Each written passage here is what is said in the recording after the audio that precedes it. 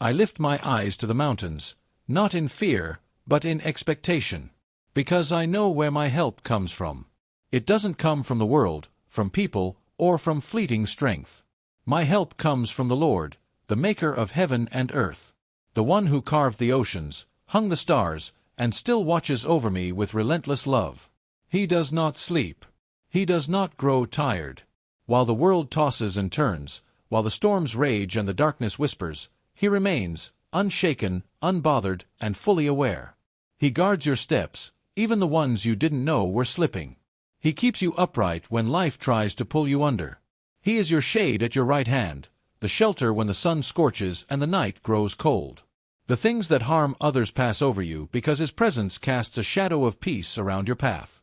The Lord will keep you, not sometimes, not when it's easy, but always. He will protect your coming and your going, from this day forward and forevermore. So lift your eyes. Not to the noise, not to the fear, not to the lies the world tries to sell you. Lift your eyes to the one who's already ahead of you. The one who has never lost a battle, never failed a promise, never missed a moment. Your life is not drifting, it's being watched over by the God who made everything and still chooses to care for you. My son, do not forget these words. Etch them deep into your heart, not for the sake of tradition, but for life itself. These are not rules to restrict you, but keys to unlock peace, longevity, and unshakable strength. Let love and faithfulness never leave you. Wear them like armor. Write them on the tablet of your heart, because the world will try to strip you of both. But when you hold on to them, you'll walk with a calm that the chaos around you can't touch. You'll find favor, not just with man, but with God himself. Trust in the Lord with all your heart. That means even when you don't understand. Especially when you don't understand. Because your limited view will lie to you, but his vision is perfect. Submit all your ways to him, not some, not the convenient ones, all of them, and he will make your path straight. It may not be easy, but it will be clear. Do not be wise in your own eyes. That kind of pride leads only to pain. Fear the Lord, not with trembling, but with awe. Turn away from evil, not just in action, but in desire. And when you do, it won't just save your soul. It will heal your body. It will bring nourishment to your bones. You will feel the alignment of your life coming into place. Honor the Lord with your wealth. With the first, not the leftovers. Because when you give him the beginning, he blesses the rest. He fills the empty. He overflows the barren. And when he disciplines you, don't resist it. Don't resent it. Because a father only disciplines the child he delights in. His correction is not punishment. It is proof that you are loved. Blessed is the one who finds wisdom, not popularity, not wealth, not power, but wisdom. Because while the world chases what glitters, wisdom holds what endures. She is more profitable than silver, more rewarding than gold, more precious than rubies. Nothing you desire, not status, not recognition, not even success, can compare with her. In her right hand is long life. In her left hand, riches and honor. But more than that, her ways are peace. Her path is pleasant. She doesn't shout, she doesn't demand. But when you walk with her, storms lose their power. Confusion gives way to clarity, and anxiety bows to understanding. Wisdom is a tree of life to those who grasp her. A tree, not a shortcut, not a pill. Something that grows, something that roots deep and bears fruit over time. But those who hold fast to her will be blessed, because wisdom never returns empty. By wisdom, the Lord laid the foundations of the earth. By understanding, he set the heavens in place.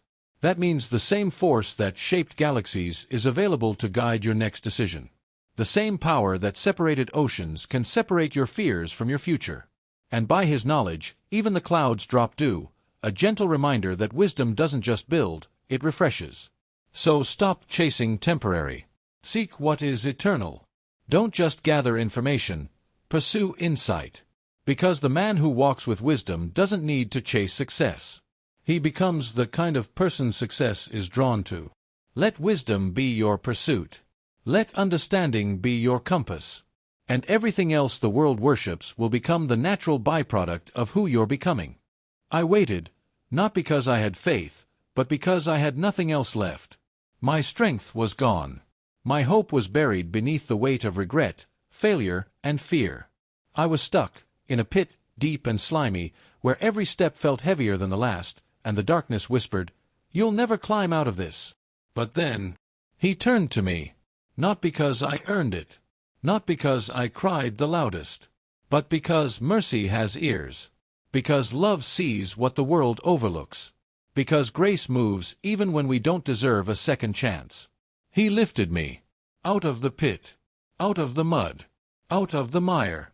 He set my feet on a rock, on something solid, unshakable, eternal. And for the first time in a long time, I could breathe. I could stand. I could move forward without sinking. And he didn't stop there. He put a new song in my mouth, not the song of sorrow, not the anthem of anxiety, but a hymn of praise. A melody of freedom. A reminder that redemption isn't a myth, it's a promise. Many will see. Many will hear. And they will know, the Lord is real. The Lord rescues. The Lord restores. Blessed is the one who puts their trust in him, not in pride, not in false gods, not in fleeting highs, but in the one who never changes. The one who plans wonders beyond our comprehension. The one whose mercy is more numerous than we can count. You don't need to climb your way to him. You only need to cry out. He's already reaching down. And when he pulls you out, you won't be the same. Your feet will stand firm. Your voice will rise in praise. And your life will be a living testimony, not of how far you fell, but of how high he lifted you. He sat down on the mountainside, not on a throne, not above the people, but among them. And he began to speak, not like a man, but like a voice that had always been there. Every word pierced deeper than the surface. Every phrase rewrote what the world had taught us. He didn't call the rich blessed. He didn't call the powerful holy.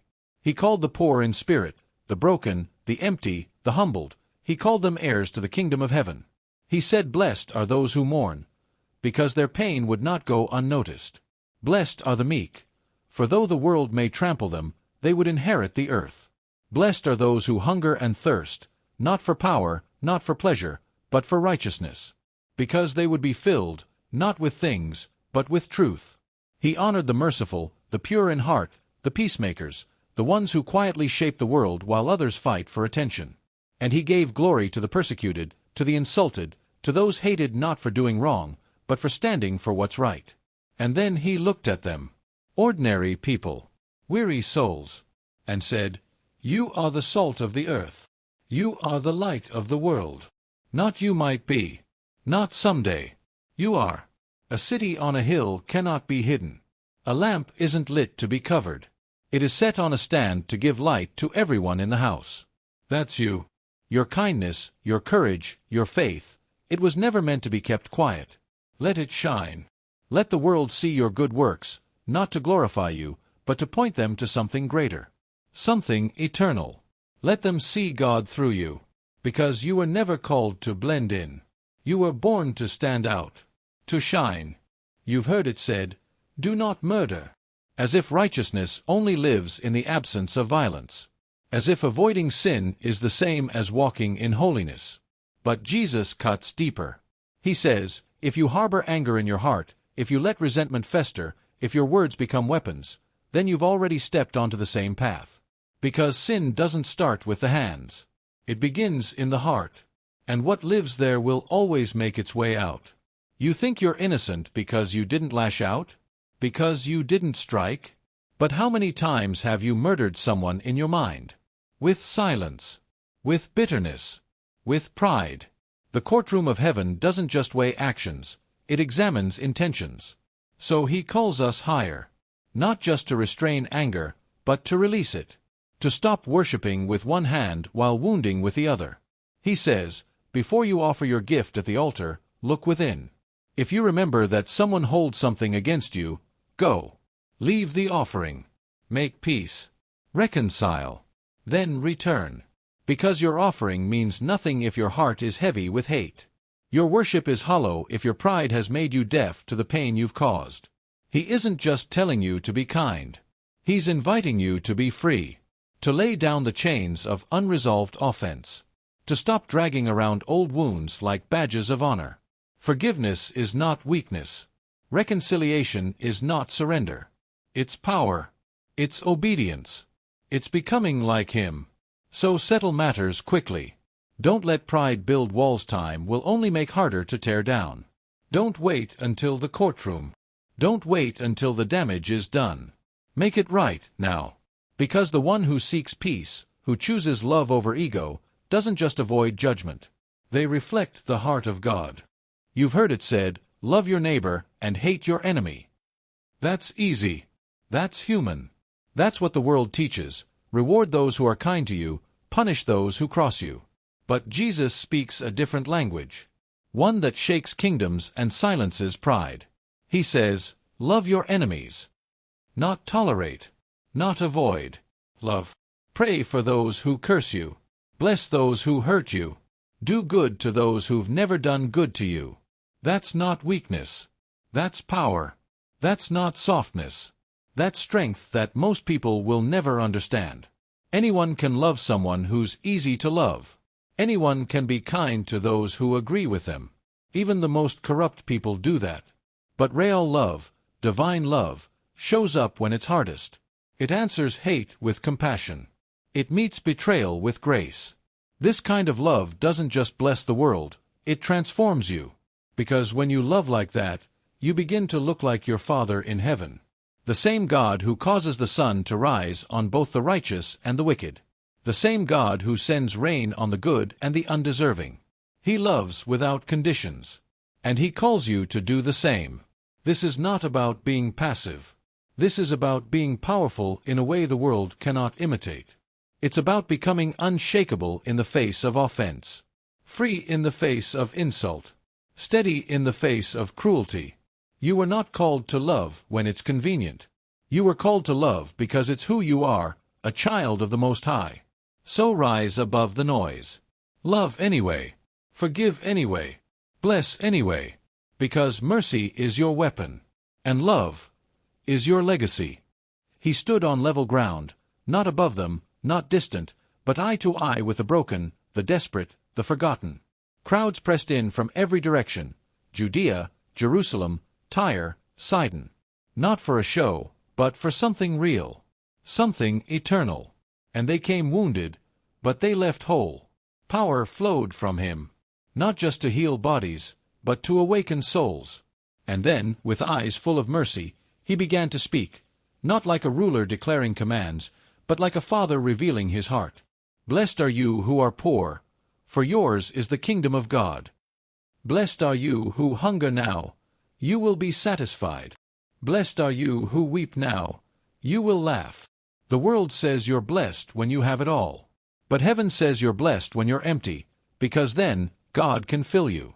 When you've lost everything, you're finally ready to receive what cannot be taken away. He flips everything upside down, or maybe He's turning it right side up.